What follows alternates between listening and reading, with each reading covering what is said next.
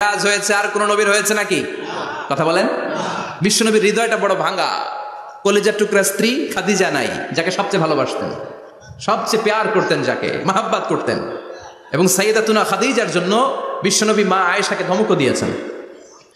সাইয়েদাতুনা খাদিজার কথা যখন বিশ্বনবী বলে বেড়ায় মা আয়েশার কাছে, খাদিজার কথা বললে মা আয়েশা বলতেন, ও নবী, কোন জাহিলি যুগে এক বুড়ি মহিলার সাথে আপনার বিয়ে হয়েছিল, মরে গিয়েছে, কবরে শুয়ে আছে। ওই মহিলার পরে কত সুন্দরী সুন্দরী নারীরা আমরা আপনার ঘরে আসলাম, তারপরে ওই বুড়ির কথা আমাদেরকে বলেন কেন? ওই বুড়ির কথা শোনান কেন? বিশ্বনবী রেগে গেলেন। সাইয়েদাতুনা খাদিজাকে বুড়ি বলার কারণে বিশ্বনবী মা আয়েশার চোয়ালটা এইভাবে চেপে ধরেছে।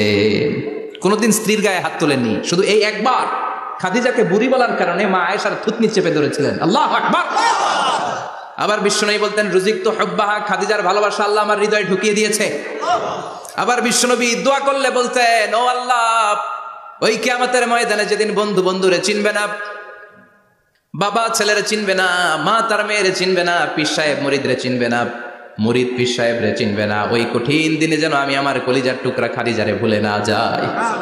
ওই কঠিন দিনে আমি যেন আমার খাদিজারে চিনতে পারি। সুবহানাল্লাহ। তার মানে ভালোবাসা বেশি না কম?